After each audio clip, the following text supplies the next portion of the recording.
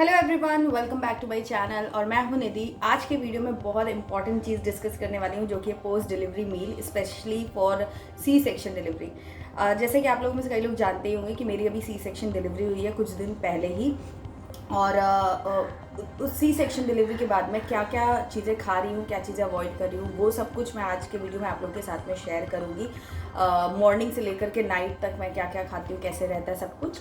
And ये जो मेरी डाइट प्लान है ये दो चीज़ों पे बेस्ड है। एक तो डॉक्टर की एडवाइस, जो डॉक्टर ने मुझे एडवाइस किया है। दूसरा, मेरा फर्स्ट डिलीवरी भी, मतलब ये मेरी सेकंड डिलीवरी थी, तो फर्स्ट डिलीवरी के टाइम पर मैंने क्या क्या चीज़ें फॉलो की, क्या चीज़ें मेरे लिए काम की, क्या चीज़ें मेरे लिए काम नहीं की, वो एक्सपीरियंस भी मैं इसमें यहाँ पर लगा रही हूँ। तो उस हिसाब से मैं अपनी जो डाइट है वो मैंने बनाई है और मैं उसको फॉलो करती हूँ। यहाँ पर मैं आपको एक चीज़ डिस्क्लेमर देना चाहूँगी कि देखिए, सबकी बॉडी अलग है। हर एक चीज़ हर किसी को सूट करे, चाहे वो हेल्दी हो या ना हो, लेकिन सबको एक ही चीज़ सूट करे ऐसा नहीं होता है। तो आप ये डाइट प्लान जो देखेंगे वो एक रफ आइडिया आपको मिल सकता है उससे, बट एग्जैक्टली आपको वही फॉलो करना है ये मैं नहीं कहूँगी। बिकॉज मैं भी खुद मेरे डॉक्टर की एडवाइस जो है वो फॉलो करी, और डॉक्टर्स भी हर चीज़ आपको एकदम एश्योर करके नहीं देते हैं, क्योंकि अगेन सबकी बॉडी अलग अलग होती है। तो डॉक्टर्स को हर किसी की बॉडी का पूरा 100% नहीं पता होता है। तो मैं आपको यहाँ पर बता देती हूँ मेरे डॉक्टर ने मुझे क्या कहा जब मैंने उनसे पूछा कि मेरे को क्या क्या खा सकती हूँ, क्या नहीं खा सकती हूँ। तो उन्होंने सबसे पहले मुझे यही बोला था, 1 वीक स्टार्टिंग को का जो मतलब मेरा हॉस्पिटल में था, और जब बेबी हुआ था 1 वीक स्टिचेस जब लगे हुए थे, तो उन्होंने मुझे यही तब उन्होंने मुझे थोड़े से रिस्ट्रिक्शन दिए थे कि एकदम प्लेन खाना खाना है, घी और ड्राई फ्रूट्स और दूध और ये सब चीज़ें नहीं लेनी है। तो क्योंकि वो टाँकों पे थोड़ा सा असर करती है। एक बार आपके टाँके रिमूव हो गए, स्टिचेस रिमूव हो गए, तो आप फ्री हो जाते हो। और नहीं भी तो भी शुरू के 4-5 दिन आपको थोड़ा सा ध्यान रखना होता है। एंड देन फिर डॉक्टर ने मुझे 5 या 7 डेज़ के लिए बोला था। एंड देन फिर उन्होंने मुझे सब चीज़ों के लिए अलाउ कर दिया था। उन्होंने बोला था कि मैं सब कुछ खा सकती हूँ। सब कुछ से मेरा मतलब है कि जो नॉर्मली लाइट फूड होता है, जो हमें खुद अपने कॉमन सेंस से पता होता है, वो चीज़ें मैं खा सकती हूँ। लाइक दाल है, दलिया है, रोटी दाल है, लाइट वेजिटेबल्स है, ये सब मैं खा सकती हूँ।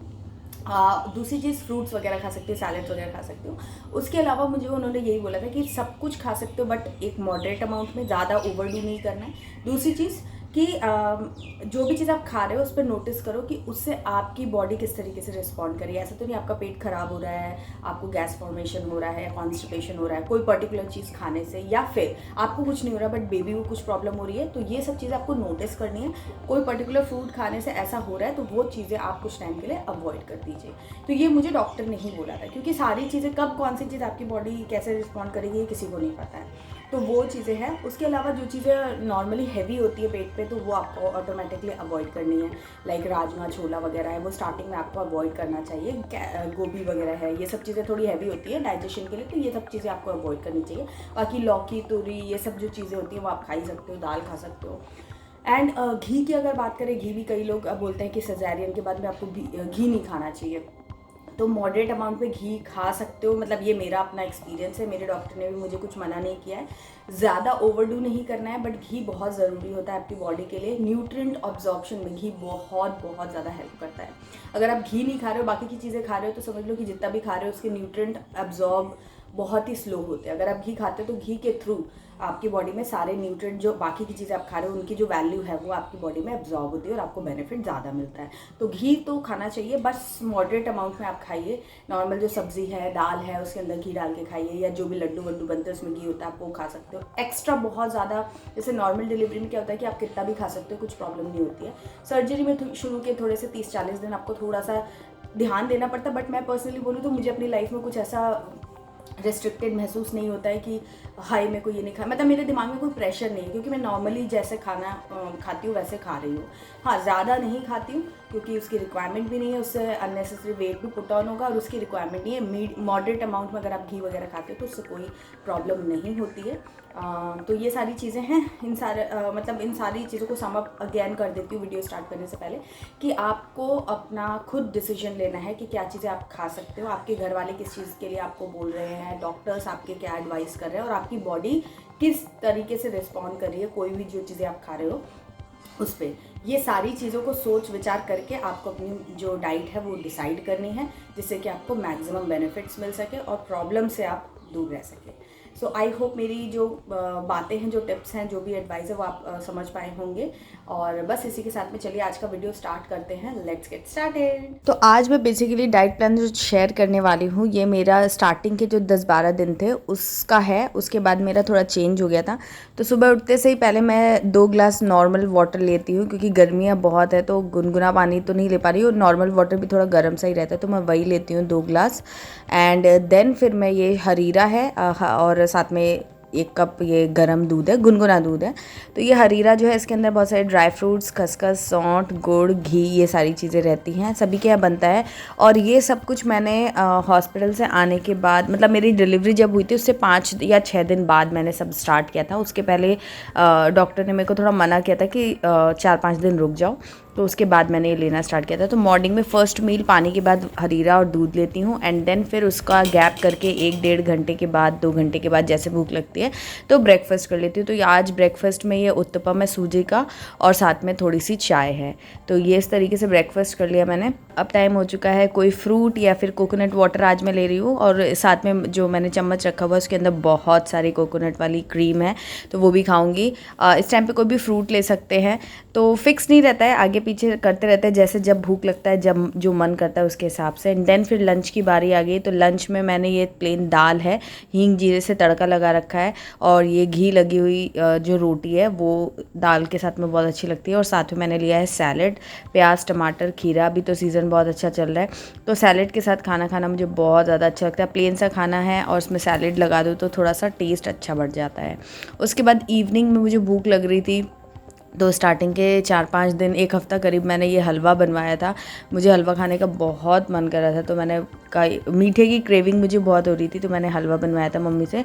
और साथ में थोड़ी सी टेस्ट चेंज के लिए मैंने 2-3 चम्मच नमकीन रखी हुई थी, तो वो मैं लास्ट में खा लेती हूँ, क्योंकि मुँह एकदम मीठा मीठा हो जाता है। वैसे तो मेरे डॉक्टर ने कुछ भी मेरे को एज सच रेस्ट्रिक्शन नहीं बताया है, बट प्लेन खाना खाने के लिए ज़रूर बोला है, तो वही प्लेन खाना मैं खाती हूँ। और मैं क्या करती हूँ कि एक टाइम जैसे दाल दलिया बना लिया, दाल और दलिया, मूँग की जो दाल होती है बिना छिलके वाली उसकी, और दलिया की खिचड़ी बन जाती है हींग जीरे से तड़का दे करके। और एक टाइम मैं दाल और रोटी विद सैलेड सब्जी जो भी है उसके साथ में खा लेती हूँ। तो इस तरीके से मेरा ये पूरा नियम बना हुआ है। तो अलग से दाल दलिया मेरी बन जाती है, बनाने में भी आसान रहती है, और मैं वही खा लेती हूँ। तो यहाँ पर देखिए ब्रेस्ट पंप रखा हुआ है स्टेरलाइज करके, इसको मैं बाद में असेंबल करूँगी। बट अभी टाइम हो गया है डिनर का। तो अगेन देखिए, दिन में मैंने रोटी और दाल खाई थी, तो अभी मेरा ये दाल दलिया वाली खिचड़ी बन गई है, और रायता है, साथ में थोड़ा सा लौकी की सब्ज़ी है, थोड़ा सा बेसन वाली मिर्ची है जो बनी थी, और ये सैलेड। टमाटर अभी था, खीरा वगैरह ख़त्म हो गया था, तो फिर मैंने टमाटर ही ले लिया है।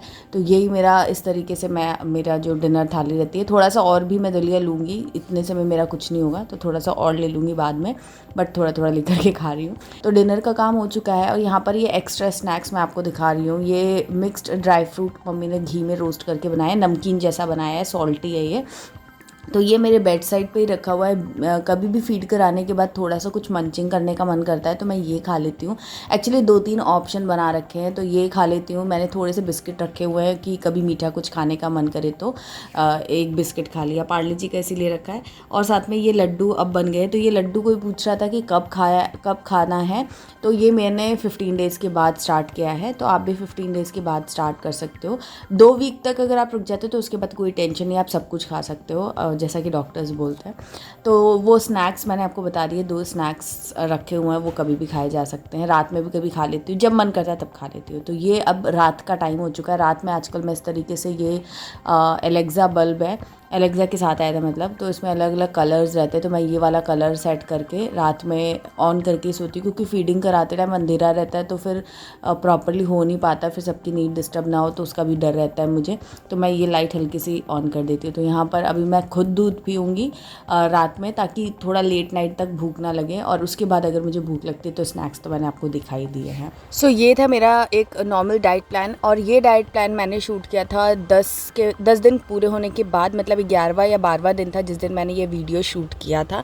तो तब से लेकर अभी तक बहुत सारे चेंजेस हो गए हैं। डिलीवरी के 1 वीक तक मैंने कुछ भी इस तरीके की घी वाली या ड्राई फ्रूट वाली कुछ चीज़ें नहीं खाई थी, सिर्फ फ्रूट सैलड एंड जो दलिया की खिचड़ी और दाल वगैरह वही खाया था। 1 वीक के बाद मैंने ये सारी चीज़ें शुरू की थी और अब मेरा जो 15 दिन के बाद से जो मेरी डाइट है वो अलग हो चुकी है।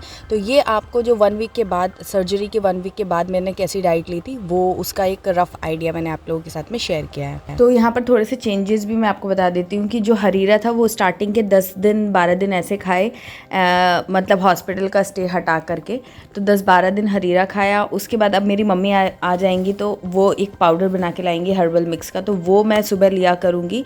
और अभी जैसे हरीरा मेरा ख़त्म हो चुका है तो बीच में मैंने 1-2 व्लॉग्स में आप लोगों के साथ में शेयर किया था कि मैं लड्डू और दूध ही सुबह ले रही हूँ, क्योंकि सबके इंग्रेडिएंट्स थोड़ा बहुत प्लस माइनस करके एक जैसे रहते, सबका पर्पज़ एक ही है।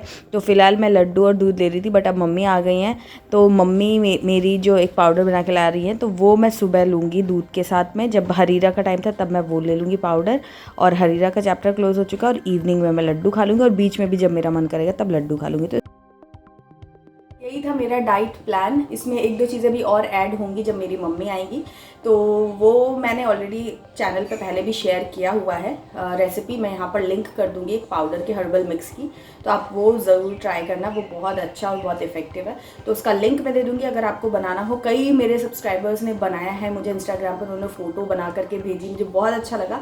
तो मैं आपको भी एडवाइस करूँगी कि आप वो बना करके खा सकते हो, आपकी रिकवरी में हेल्प मिलेगी। और ये वीडियो अगर आपको पसंद आया तो लाइक, कमेंट और शेयर करना बिल्कुल मत भूलना। अपने फीडबैक, सजेशंस जो है वो कमेंट सेक्शन में ज़रूर डालना, और क्या देखना चाहते हो वो भी बताना। और मेरा ब्लॉग चैनल अगर अभी तक सब्सक्राइब नहीं किया है तो जल्दी से सब्सक्राइब कर लो, क्योंकि वहाँ पर मैं डेली बेसिस पे अपना ब्लॉग शेयर करती हूँ।